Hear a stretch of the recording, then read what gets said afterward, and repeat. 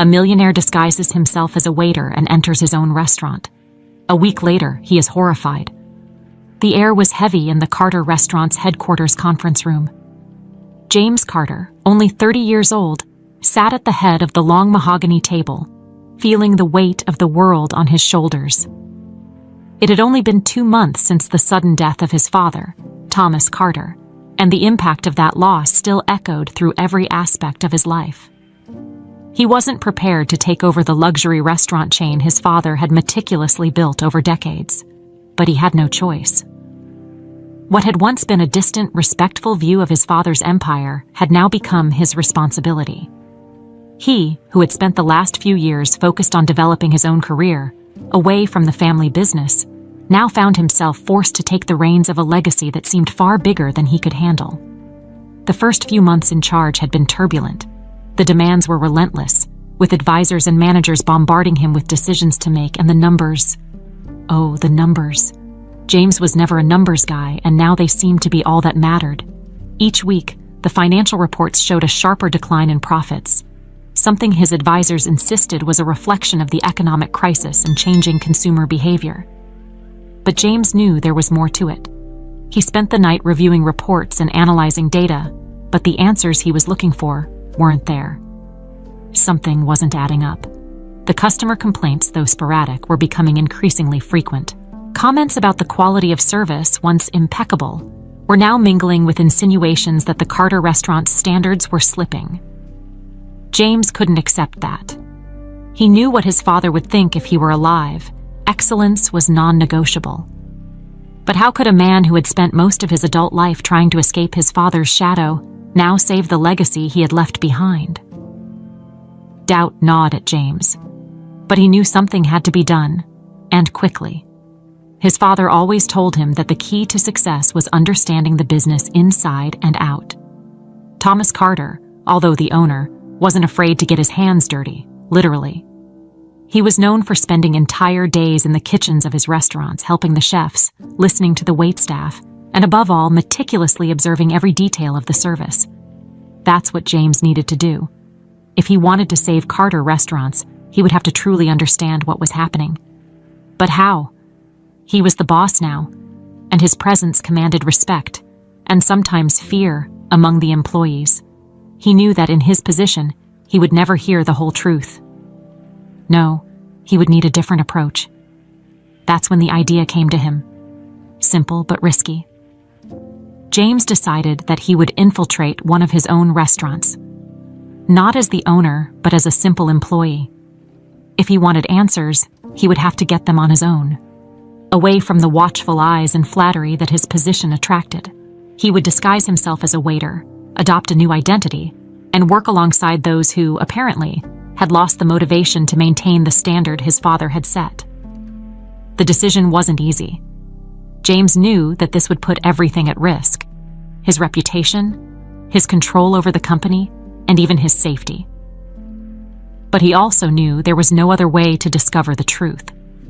With renewed determination, he began to plan every detail of his new identity. Michael Reed, he decided. A common name, without flair, someone who would go unnoticed among the other employees. So, while the corporate world around him continued to spin, James began his secret journey. Deep down, he knew that this decision could be the turning point. The moment when he would prove to himself and everyone else that he was capable of carrying the Carter legacy, or the moment when everything would fall apart for good. With one last glance at the documents on the table, he closed the folder and stood up. There was work to be done, and it would start at the ground level, just as his father always said. The next day, James Carter would temporarily cease to exist.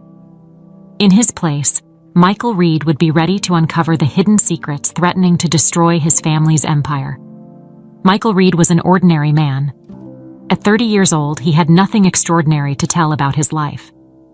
He was a dedicated worker, someone who always did his best at work, but without big aspirations.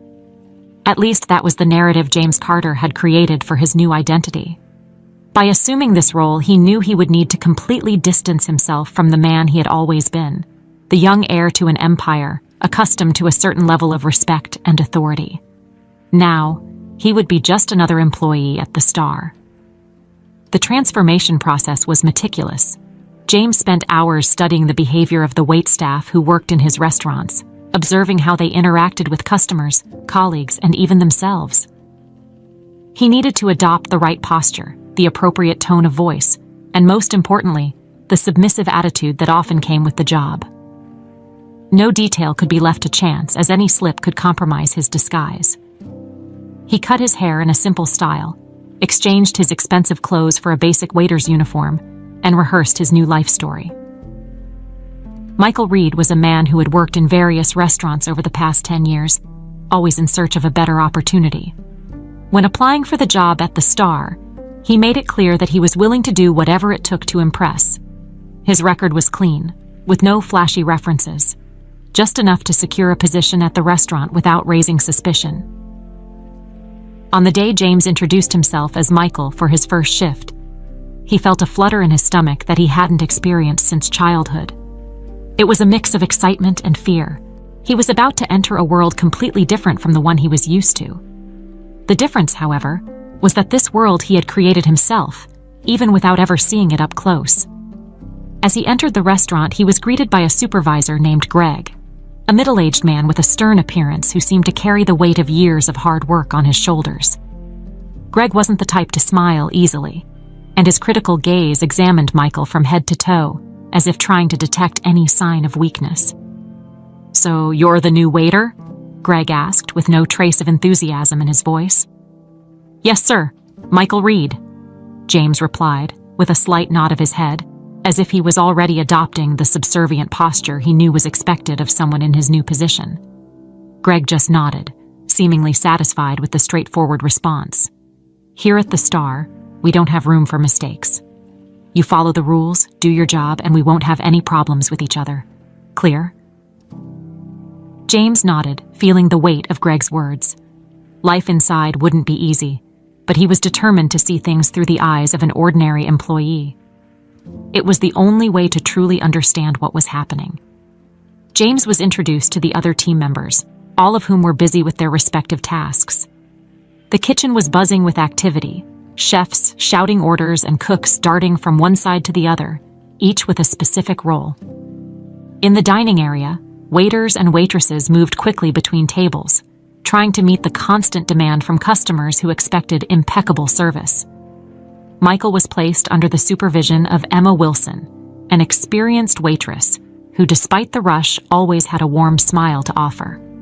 She was young, probably in her 20s, with bright eyes and a quick, agile way of moving through the dining room.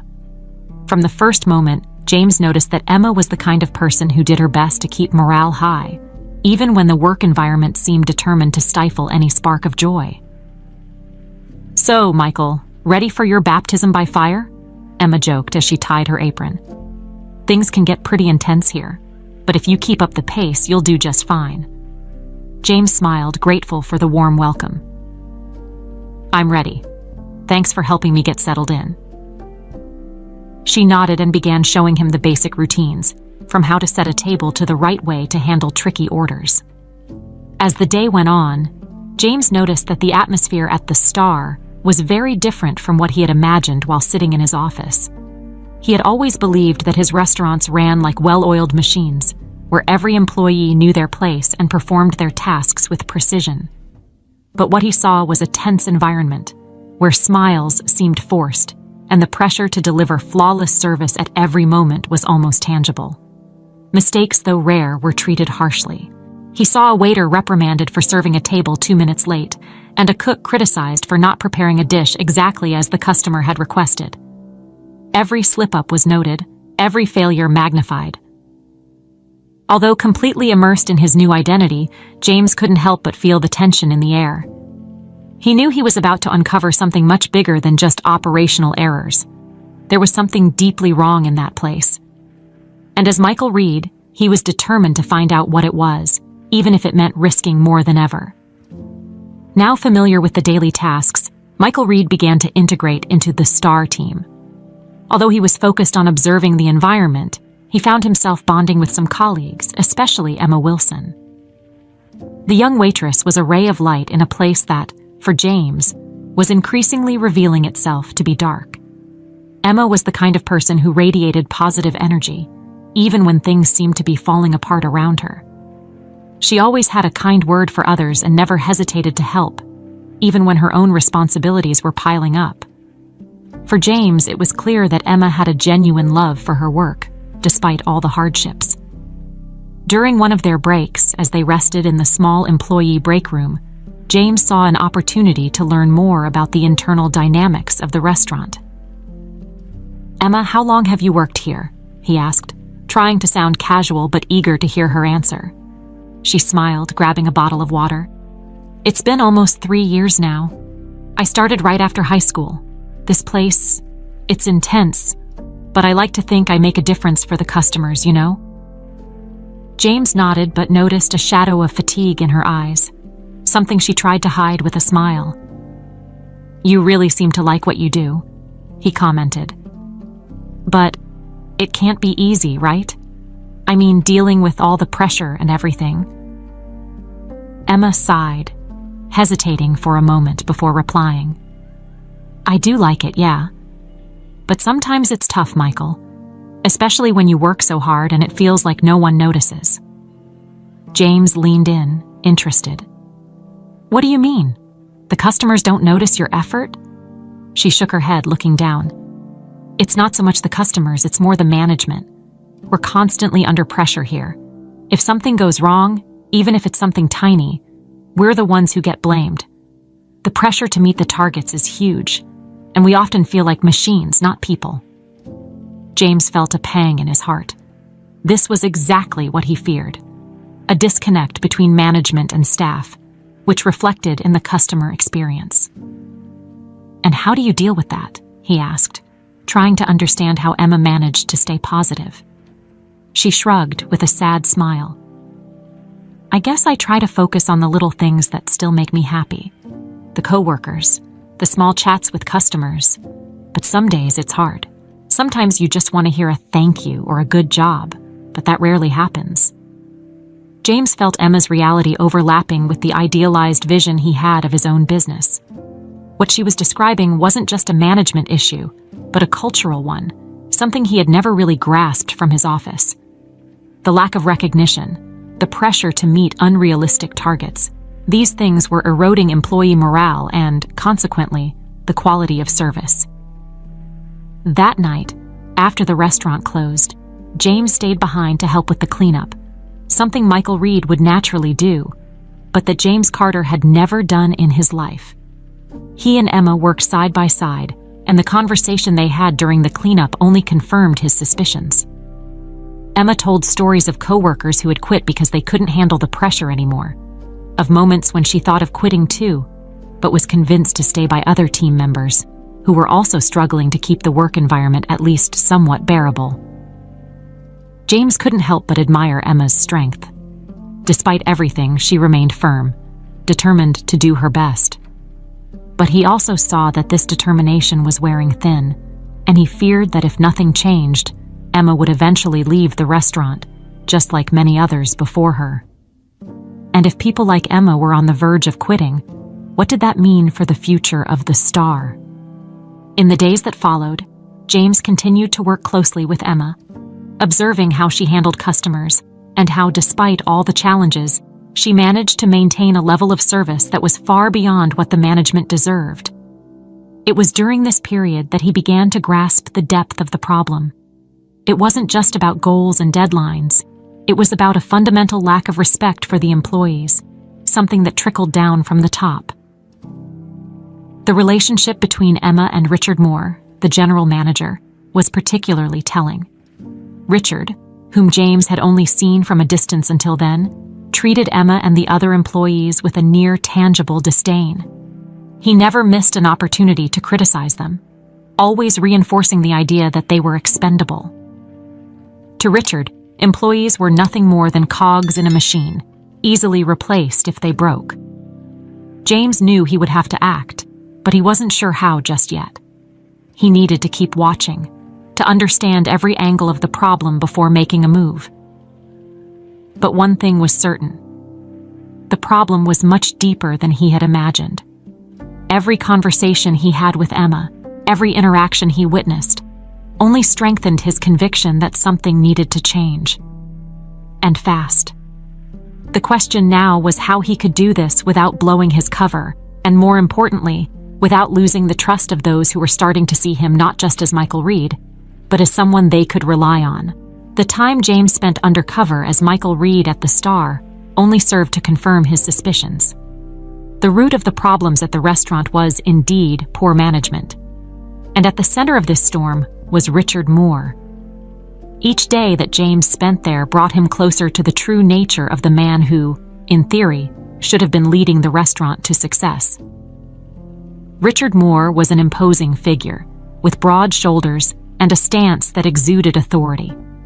His gray hair was always perfectly groomed, and his stern face rarely showed any sign of kindness.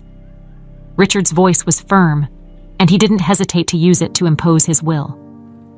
He was the kind of manager who ruled with an iron fist, believing that intimidation was the key to maintaining discipline and efficiency. To Richard, the restaurant was a machine, and he was the only one who knew how to operate it correctly.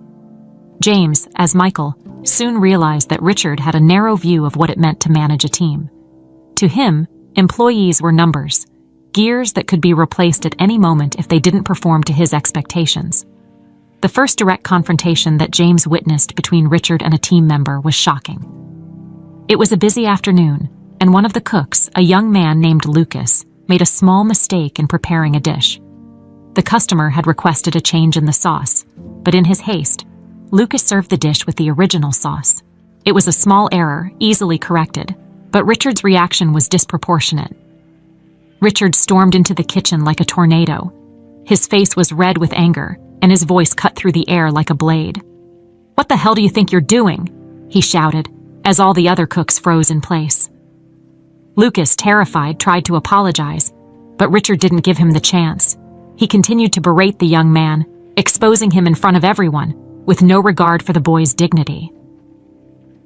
James watched, feeling the indignation grow inside him. He knew that Lucas's mistake didn't warrant public humiliation. This wasn't leadership, it was an abuse of power. But at that moment, he could do nothing but watch and mentally take note of everything. His mission there was to fully understand what was going on, and situations like this were crucial for him to formulate an action plan. Richard continued to fire off his orders and criticisms, making sure to emphasize that any deviation from the standard would be severely punished. He made it clear that the success of the Star depended on perfection, and he would tolerate nothing less. The atmosphere in the kitchen, already stressful, became suffocating. The cooks worked in fear of making the slightest mistake, while the servers avoided Richard as much as possible. Emma, who had witnessed the scene alongside James, was visibly uncomfortable. Later, while the two were setting up the dining room for the next shift, she quietly remarked, "I can't stand seeing that. No one deserves to be treated like that, especially not over such a small mistake." James nodded in agreement, feeling the same outrage. "It's like he doesn't realize we're human," Emma continued. "To him, we're just tools to achieve the numbers he wants." That statement stuck with James. He knew Richard was obsessed with results, but he hadn't realized the extent to which this obsession was affecting the employees' daily lives. To Richard, hitting targets was the only thing that mattered, and he didn't care about the means. It was clear that the cost-cutting policy Richard so heavily promoted was eroding the team's morale, and consequently, the quality of service. Over the weeks, James saw Richard repeat the same pattern numerous times. When the numbers didn't meet expectations, he would double down on the pressure on the team. With every failure, no matter how small, he responded with harsh criticism and veiled threats. James knew that Richard was destroying what his father had so carefully built. An environment where excellence was the result of passion and dedication, not fear and oppression. James also noticed that Richard was becoming increasingly suspicious of Michael Reed. The new waiter, who seemed so diligent and observant, was beginning to raise eyebrows. Richard watched him closely, his eyes often lingering on him during team meetings. It was as if he sensed something was off, but couldn't quite put his finger on what it was. This growing suspicion began to worry James. He knew that sooner or later Richard would try to find out more about Michael, and any slip-up could be catastrophic. He would need to be even more cautious if he wanted to continue his investigation without being discovered. However, with each passing day, the urgency to act grew. James knew he couldn't wait much longer to confront Richard and save what was left of the star. But he also knew that a hasty move could destroy everything he was fighting for. It was a dangerous game, and time was running out. But one thing was certain. James Carter was determined not to let Richard Moore destroy his family's legacy. And as Michael Reed, he would continue to watch, to plan, and when the right moment came, he would be ready to act. The weeks flew by, and James, still undercover as Michael Reed, felt the pressure of maintaining his hidden identity while trying to understand and eventually solve the star's problems. The restaurant, once the pinnacle of the Carter Network's excellence, was now on the brink of collapse, stifled by Richard Moore's oppressive management. With each passing shift, James could see more clearly the devastating impact Richard was having, not just on the quality of service, but also on employee morale. James knew something needed to be done, and while he couldn't reveal himself just yet, he could start planting seeds of change. Small gestures that might go unnoticed by Richard, but could mean the beginning of a new era for the staff. His first step was to focus on communication. He had noticed that the lack of open dialogue among the team was one of the restaurant's biggest issues. Management imposed rules and goals without any explanation or consultation with the staff, creating an environment of resentment and mistrust. James decided to encourage more open and collaborative conversations among his coworkers. He started subtly. During breaks, while others rested or ate in silence, he initiated conversations asking how they felt about their daily tasks, what they thought could be improved, and if they had any ideas to enhance the service. He did this casually, without making it seem like he was leading or searching for something specific. Gradually, his colleagues began to open up more. "Sometimes I feel like no one really listens to what we have to say," confessed Lucas, the young cook who had been humiliated by Richard. "I feel like we're just here to follow orders, not to really contribute anything." James agreed and encouraged the others to speak up too. Emma, who had always been a positive voice in the group, now felt comfortable sharing her frustrations, and other team members began doing the same. Over time, these conversations started to build a sense of camaraderie that hadn't existed before. James realized that by giving the employees space to express their opinions, he was slowly breaking down the barriers imposed by Richard's management. The atmosphere, still tense, began to show signs of change. James also noticed that many of the problems at the Star stemmed from the excessive pressure on employees to meet often unattainable standards. Richard was obsessed with efficiency and profit, but completely ignored the impact his demands had on service quality. James decided he would start challenging this mentality, albeit in a discreet manner. During an especially hectic shift, when the restaurant was packed and the staff was overwhelmed, James saw an opportunity to act.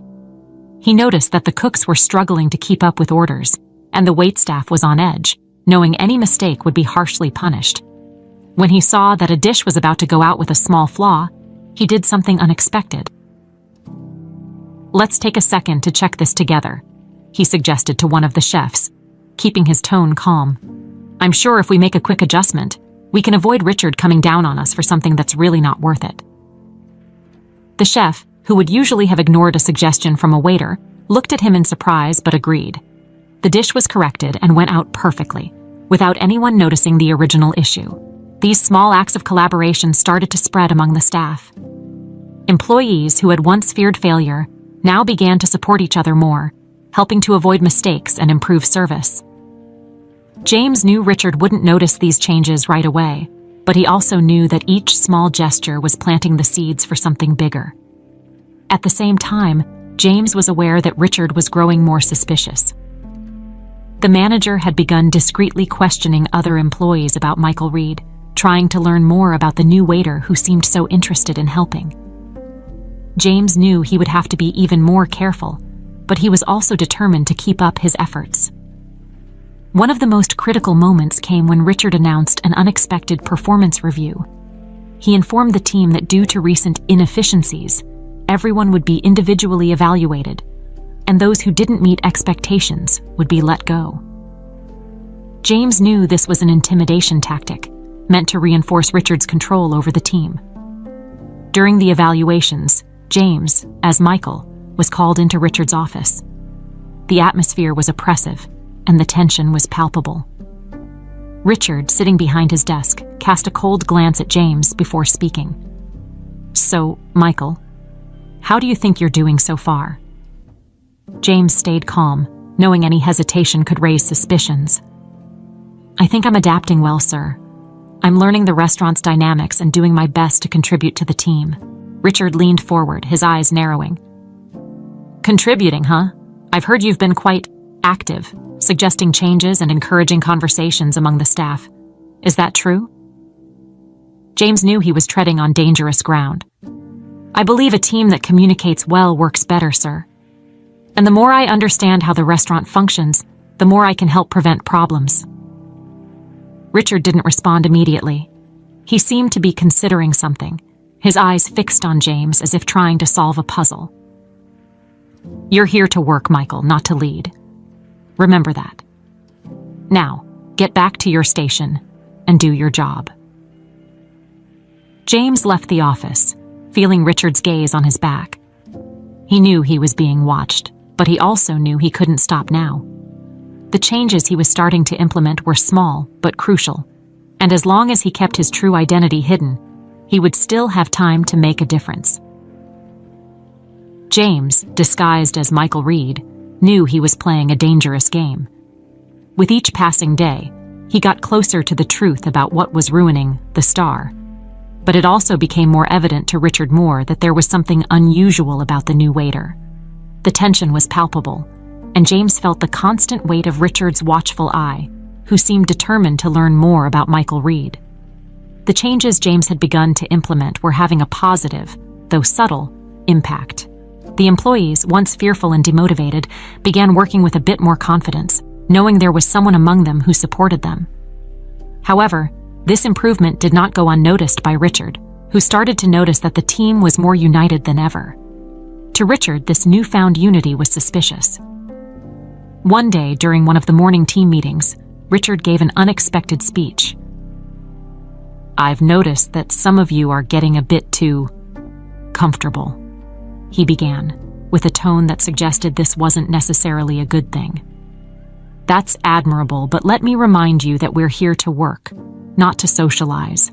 Our priority is efficiency, and any distraction or behavior that deviates from that goal will be dealt with accordingly." James kept his head down, but he felt Richard's eyes on him for a brief moment. He knew Richard's words were a veiled warning, a way to suppress any attempt at change that hadn't been authorized by him. The meeting ended in tense silence, and the employees returned to work, with the atmosphere of fear beginning to settle in again. Later that same day, James was approached by Greg, the supervisor. Greg was a reserved man who did his best to remain neutral in matters involving management and employees. However, this time, he seemed concerned. "Michael, can I have a word with you?" Greg asked, in a tone that indicated this wasn't just a casual conversation. James followed Greg to a more secluded corner of the restaurant, where they could talk without being overheard. "Listen," Greg began, looking around to make sure no one was paying attention. "Richard's keeping an eye on you. He thinks you're influencing the others. That's not good." James felt a chill run down his spine but kept a neutral expression. "I'm not trying to cause any trouble, Greg. I'm just trying to do my job and help where I can." Greg sighed, clearly uncomfortable with the situation. "I know, and I think a lot of people here appreciate what you're doing. But Richard doesn't like change, especially change he doesn't control. I'm just saying you should be careful. He's already started asking about you." This news confirmed James's worst fears. Richard was investigating Michael Reed, and any wrong detail could reveal his true identity. James knew he needed to be more cautious, but he also knew he couldn't back down now. He was close to uncovering the full extent of the problems at the Star, and quitting at this point wasn't an option. That night, as they were closing the restaurant, James took the opportunity to speak with Emma privately. They were in the stockroom organizing supplies, and the privacy of the location allowed for an honest conversation. "Emma, do you think things are getting better here?" he asked, trying to gauge her perception of the recent changes. Emma paused for a moment, reflecting before she answered. "I think so. I mean, it feels like we're working better together, like a real team, you know? But I still feel like we're walking on thin ice. Richard, he's always watching us, and I know he doesn't like how things are changing." James nodded, aware of the risk they were taking. "I've noticed that too. But I think if we keep supporting each other, we can make a real difference here." Emma smiled, but it was a tired smile. "I hope so, Michael. But sometimes, it feels like we're fighting an enemy that's much bigger than us." Those words stayed with James as he left the restaurant that night. He knew the battle was just beginning, and that Richard wouldn't give up easily. But he also knew he had to keep going. The employees of the Star deserved a better work environment, and the customers deserved the quality service that the Carter brand always promised. In the days that followed, Richard intensified his investigations into Michael. He began asking subtle questions to other employees, trying to learn more about the new waiter. James knew he needed to be prepared for anything.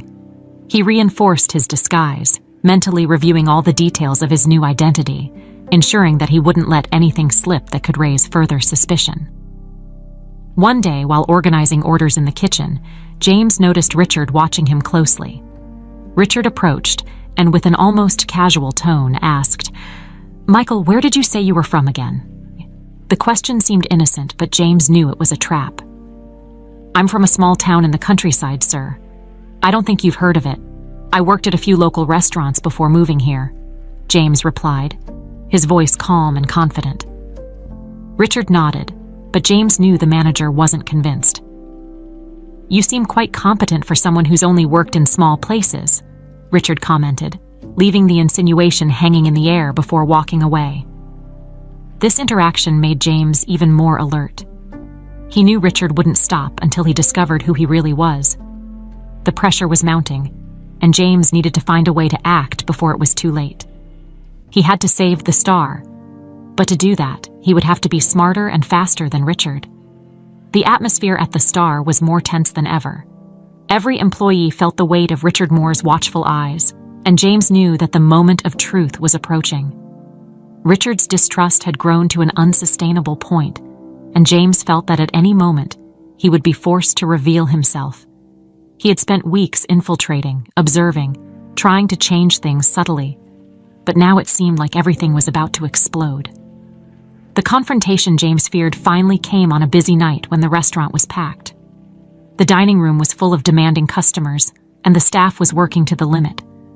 James, as Michael was doing his job trying to keep calm while helping his colleagues, he knew Richard was somewhere, watching every move, waiting for the slightest slip-up. It was then that Lucas, the young cook whom James had defended weeks earlier, made another small mistake. He mixed up an order and sent out a dish with the wrong sauce. It was a minor error, something that could easily be corrected, but James saw the furious look on Richard's face as soon as the dish left the kitchen.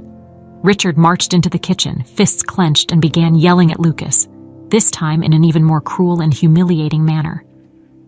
"I've warned you about these mistakes, you incompetent fool," Richard shouted, shoving Lucas against the counter. "Do you think this is a joke? Do you think I'm going to tolerate this lack of professionalism?" James, who was serving a nearby table, heard the shouting and immediately dropped what he was doing. He knew that at that moment, he could no longer just stand by. Richard was going too far, and James could no longer allow his employees to be treated that way. He walked into the kitchen and saw Richard about to raise his hand against Lucas. Without a second thought, James stepped between them. "Enough, Richard," he exclaimed in a tone that silenced the entire kitchen. Everyone stopped what they were doing and stared at James, surprised by his intervention. Richard, still red-faced with anger, looked at James with a mix of fury and disbelief. "Who do you think you are to give me orders here, Michael?" he asked sarcastically. "You're just a waiter, remember that." James took a deep breath, feeling that this was the moment. There was no turning back now. "Richard, I'm more than just a waiter," he replied firmly. "My name isn't Michael Reed. I'm James Carter, the owner of this restaurant and the entire Carter chain." The revelation dropped like a bomb in the kitchen. The silence that followed was absolute. All eyes were fixed on James, some with surprise, others with fear of what would come next. Richard turned pale for a moment, but then his expression shifted to a mix of anger and desperation. "Is this a trick?" Richard asked in a low, almost whispered tone. "You can't be James Carter. What are you doing here, disguised as one of us?" James remained calm, but his voice was firm. "I was trying to understand what was going wrong in my restaurant, and now I know. You, Richard, are destroying everything my father built.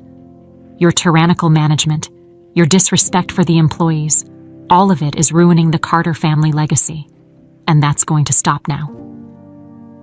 Richard took a step back, but still tried to defend himself. "I did what was necessary to maintain efficiency and profits," he said, but his voice was trembling. "I kept this place running." James stepped forward, facing Richard. "You kept this place running at the cost of my employees' dignity and well-being. That's not leadership, Richard. It's abuse of power, and I won't tolerate it any longer." Richard looked around, realizing everyone was listening, waiting to see what would happen next. He knew he had lost control of the situation. "You're going to fire me, is that it?" he asked, trying to maintain some shred of dignity. James paused before answering, ensuring his words carried the necessary weight. "Yes, Richard, you're fired, and I'll make sure you never have the opportunity to treat another team this way again." Richard was silent for a moment before walking out of the kitchen without looking back. The staff, still in shock, watched as he left. When the door closed behind Richard, a collective sigh of relief swept through the room. James turned to the staff, especially Lucas, who was still visibly shaken. "I'm very sorry you had to go through this," James said sincerely. "I should have stepped in sooner, but things will change from now on." He looked around the kitchen, seeing the faces of his employees, people he had only known as the distant boss until that moment. "I'm going to work alongside you to make sure this is a place where everyone can be proud to work, where respect, dignity, and quality are more important than any number on a report."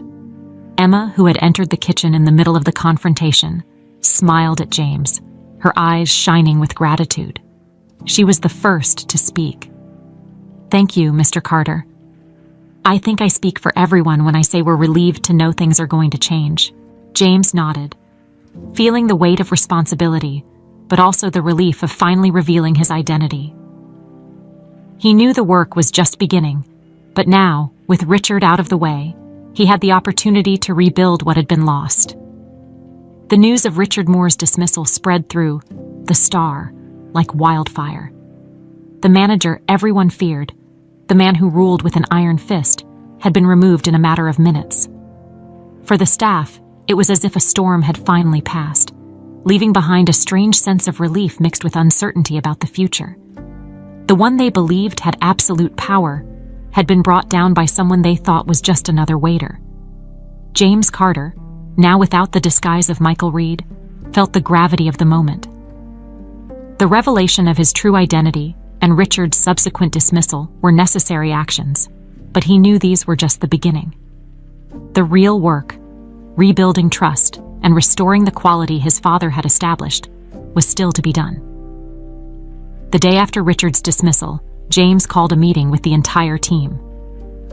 Everyone was there, from the cooks to the waitstaff, gathered in the main dining area where they would normally serve customers.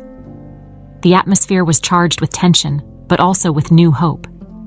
James stood before them, fully aware that the words he was about to say would be crucial for the restaurant's future. "First of all, I want to thank you all for being here today," James began, his voice firm but full of sincerity. "I know the past few months haven't been easy.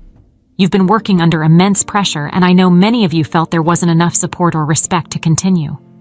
That is unacceptable." He looked into the faces watching him intently. Some were still visibly shaken by the events of the previous day, while others seemed eager to see what would happen next. "I should have been more present, should have understood what was happening here before it got to this point. But now that I know what needs to be done, I'm determined to change things." James paused, giving time for his words to sink in. What happened yesterday with Richard wasn't an isolated incident. It was the result of management that lost sight of what really matters: people. And that's not going to happen here anymore. Not while I'm in charge. A murmur of approval passed through the room, but James knew that words alone wouldn't be enough. He needed concrete actions to prove he was committed to change. "From now on, I want this restaurant to be a place where everyone feels valued, where every voice is heard. We're going to start working together to rebuild the Star. That means if you have suggestions, concerns, or ideas, I want you to know my doors are always open. And of course, this applies to all other Carter chain restaurants." Emma, standing in the front, was watching closely. James could see hope rekindling in her eyes. She had been a cornerstone of his undercover investigation, and he knew he could count on her to help lead this new phase. "I'm going to start implementing immediate changes," James continued. "We're going to review management practices, ensure that everyone here has the tools and support needed to do their job the best they can.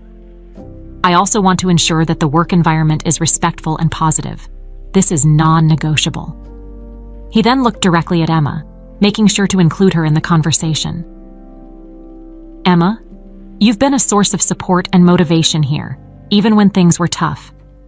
I want you to know that I deeply value that, and I'd like your help in leading this new beginning." Emma was visibly moved but maintained her composure. "Mr. Carter, it would be an honor. Like everyone else here, I just want to see the Star return to what it once was." James nodded, satisfied with her response. "That's exactly what we'll do. And we won't stop until we're sure this place is the best it can be for everyone, employees and customers." The meeting ended with a renewed sense of purpose. The employees, who had previously been demotivated and apprehensive, now seemed more willing to take on the challenge of transforming the Star. James knew he had gained their trust at that moment, but he also knew that he would need to continue working hard to maintain that trust. In the days that followed, James began implementing the changes he had promised. He made sure to actively participate in the restaurant's operations, working alongside the staff, listening to their concerns and suggestions. James's presence on the restaurant floor was a clear sign that things were changing. One of the first major changes was the revision of performance goals. James knew that Richard's obsessive focus on efficiency and immediate profits had damaged team morale. He began working with the managers to create goals that, while challenging, were realistic and achievable, ensuring that employees had the support needed to reach them. He also started promoting a culture of recognition. Small gestures like publicly praising an employee for a job well done or implementing a reward system for the team began to make a difference. James knew that respect and appreciation were fundamental to creating a healthy and productive work environment. Richard's dismissal also had a positive impact on the team. With him out of the way, employees began to feel more comfortable expressing their opinions and collaborating more openly. The constant fear of reprisal was replaced by an atmosphere of mutual support and cooperation. Emma, who had become an informal leader among the employees, played a crucial role in this process. With the confidence James had placed in her, she helped guide the team through the changes, ensuring that everyone felt included and heard. Her positivity and dedication became contagious, and soon the atmosphere at the Star began to visibly improve. James knew the work was far from over, but the first steps had been taken. Richard's downfall marked the beginning of a new era for the restaurant, an era where service quality and employee well-being were paramount. Over time, James saw the results of his actions begin to flourish. Customers, who had previously complained about the decline in quality, began to notice the improvements. Positive comments started to appear, praising the service and the renewed atmosphere of the restaurant. The employees, now more motivated and valued, began working with renewed energy, and the Star started to regain the shine it had lost. James knew there was still much to do, but he was confident he was on the right track. He had brought down Richard, but more importantly, he had planted the seeds for lasting change. And with a united and committed team, he knew the Star had a bright future ahead. The days following Richard Moore's dismissal were marked by a sense of renewal at the Star. The restaurant, which had previously seemed to be sinking under the weight of poor management, began to show clear signs of recovery. The team, now free from the constant fear of reprisal, began adapting to the new reality with enthusiasm and renewed energy. James Carter knew that to ensure the changes were lasting, he would need to do more than just replace a tyrannical manager. It was necessary to implement a new management philosophy that not only improved team morale, but also elevated the quality of service to even higher levels than before. The first major change James made was introducing the concept of participative management.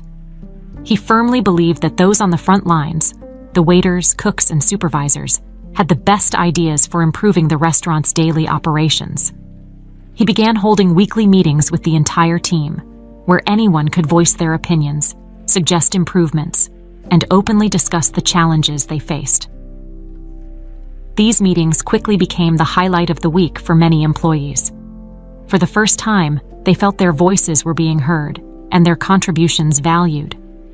Emma, who quickly assumed a leadership role within the team, was one of the most active participants in these meetings. She frequently brought forward ideas on how to improve the customer experience and optimize workflow in the kitchen. James always made it a point to acknowledge her suggestions, which only boosted everyone's confidence and morale. One of the first initiatives that emerged from these meetings was the restructuring of new employee training. James realized that the previous training was overly rigid and did not adequately prepare new team members for the real challenges of day-to-day work. Under Emma's guidance, the training was revamped to be more practical and collaborative, with new employees receiving mentorship from more experienced staff and being encouraged to ask questions and try new approaches. Another important change was the menu review. James knew that to maintain the culinary excellence his father had established, the menu needed to be dynamic and reflect customer expectations. He organized a series of workshops where chefs and waiters worked together to develop new dishes, test new flavor combinations, and adapt the menu to better meet customer demands. These workshops not only resulted in a revitalized menu, but also strengthened the camaraderie among the team. Cooks and waiters who previously barely spoke outside of work hours now actively collaborated, exchanging ideas and learning from each other.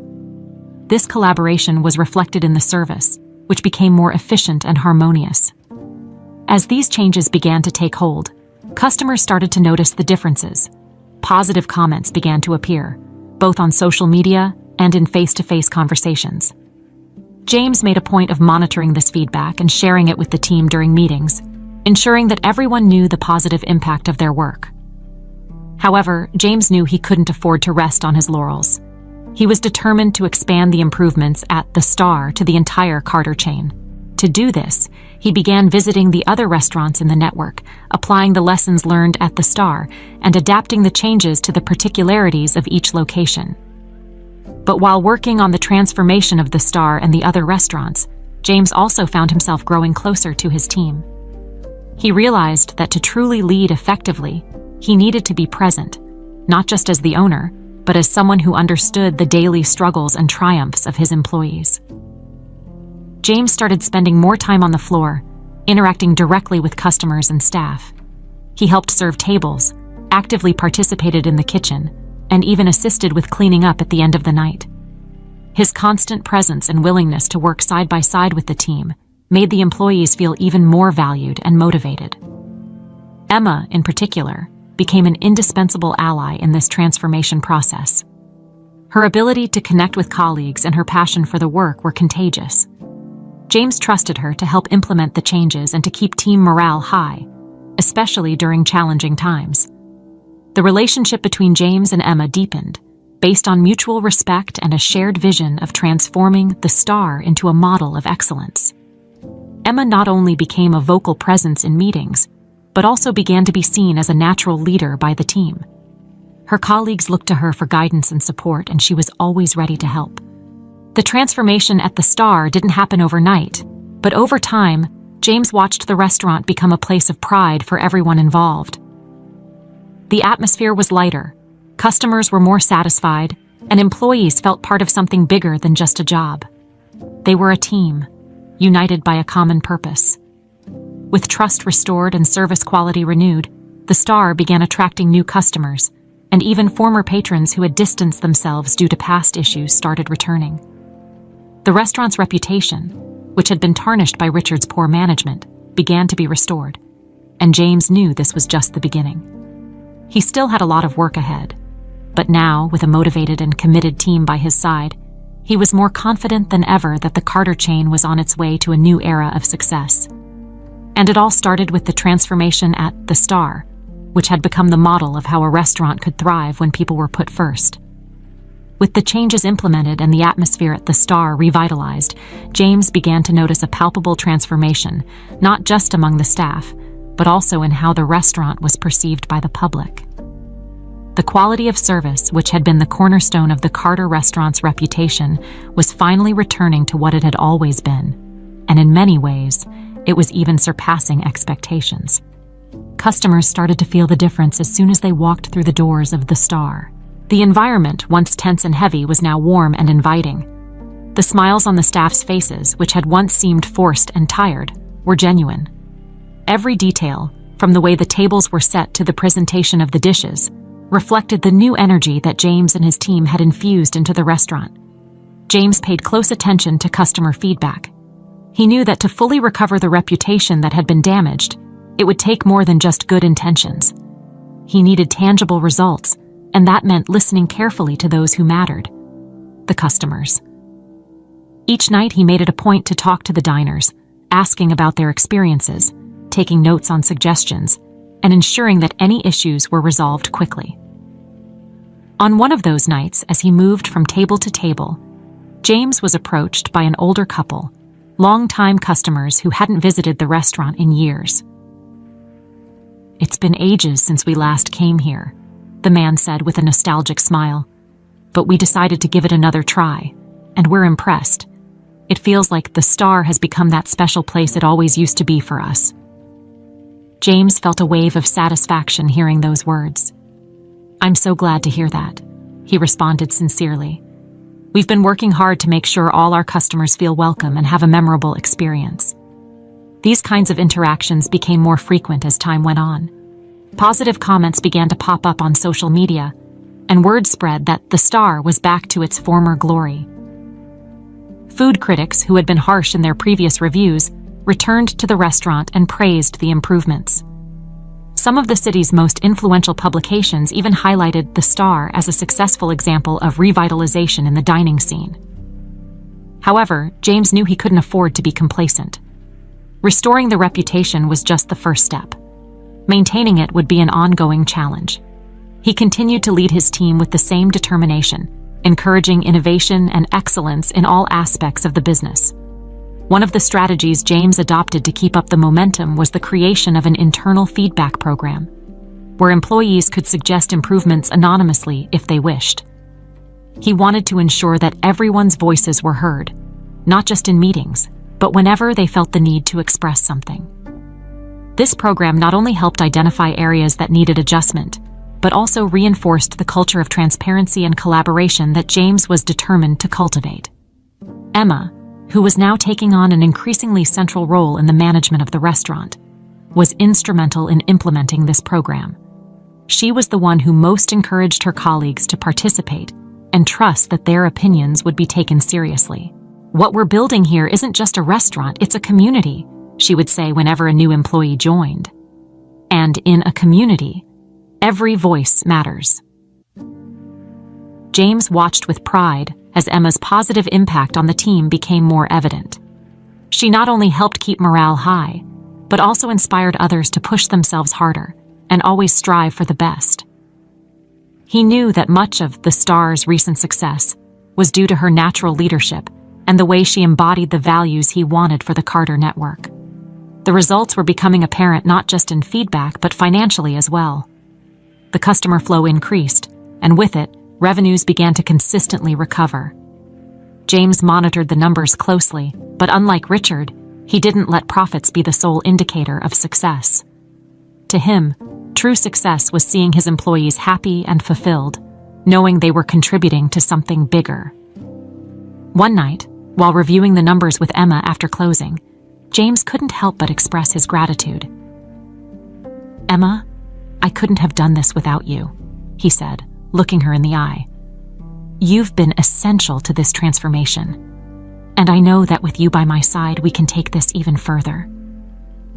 Emma smiled, humble as always. "Thank you, Mr. Carter, but I just did what anyone in my position would do. The credit belongs to all of us working together." James shook his head, gently disagreeing. "Maybe, but don't underestimate the impact you've had. What we're building here is special, and you're a crucial part of it." That moment further solidified the partnership between James and Emma. They knew the work was just beginning, but both were committed to continuing what they had started. The star had begun to shine again, and with the team they had, there were no limits to what they could achieve. With the star firmly back on its path to recovery, James Carter turned his attention to the future of the Carter chain as a whole. The transformation at the restaurant wasn't just an isolated success, but a model he intended to replicate across every unit in the network. And with that, he envisioned a new era for the Carter restaurants, one marked by excellence, innovation, and respect for everyone who was part of the journey. James knew he couldn't do it alone. The experience at the Star had shown him the importance of shared leadership, where every team member played a vital role. And among all of them, Emma Wilson had stood out as a natural leader, someone who not only inspired others, but also deeply understood the value of collaboration and empathy. It was on a sunny morning during one of the weekly meetings with the Star team that James announced the next phase of his vision for the Carter network.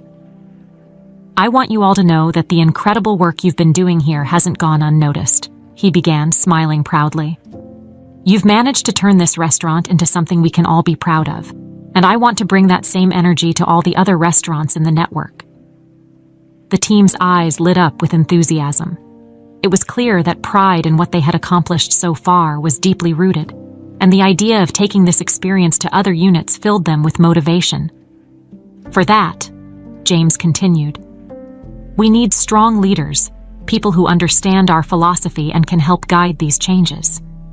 And that's why today I'm very pleased to announce that Emma Wilson will be promoted to General Manager of the Star. And more than that, she will be my partner in leading the renewal initiatives across the entire Carter network." There was an explosion of applause and smiles, and Emma, visibly emotional, needed a moment to process the news. She had poured her heart and soul into the restaurant, but never expected such a significant promotion.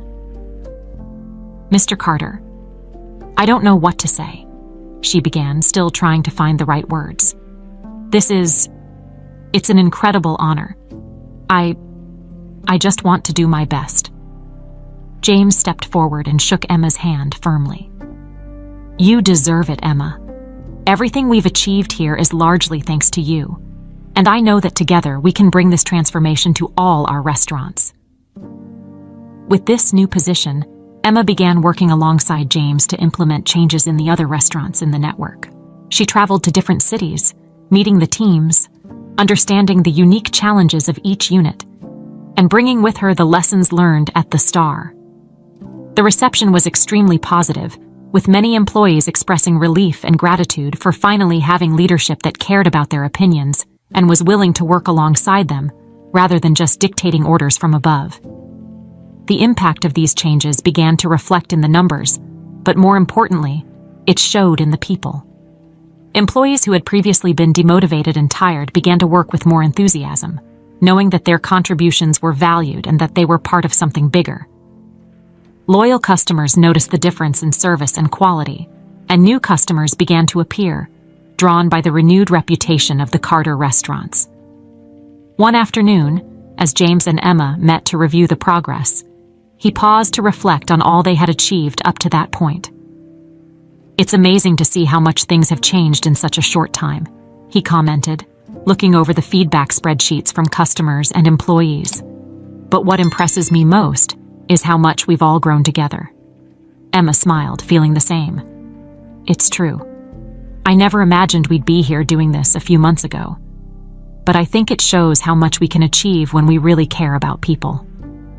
James nodded, feeling satisfied with the direction they had taken. "It makes me think of my father," he said, more to himself than to Emma. He always believed that success came from people. But I think somehow I lost sight of that. Thankfully, I found my way back, and you've been an essential part of that." Emma was silent for a moment before responding. "Mr. Carter, your father would be proud of everything you've done here. You haven't just kept his legacy alive, you've taken it even further." James felt a lump in his throat, touched by Emma's words. "Thank you, Emma. That means a lot to me." Over time, the changes that started at the Star spread throughout the Carter network, transforming it into a success story, not just because of the quality of its dishes, but because of how it valued each of its employees. The Carter restaurants returned to being what they were always meant to be, places where excellence wasn't just a goal, but an everyday reality, built by a dedicated and passionate team. In the end, James knew that while there were challenges ahead, he was ready to face them. He had learned that true success wasn't just measured in numbers, but in the positive impact he could have on the lives of those around him.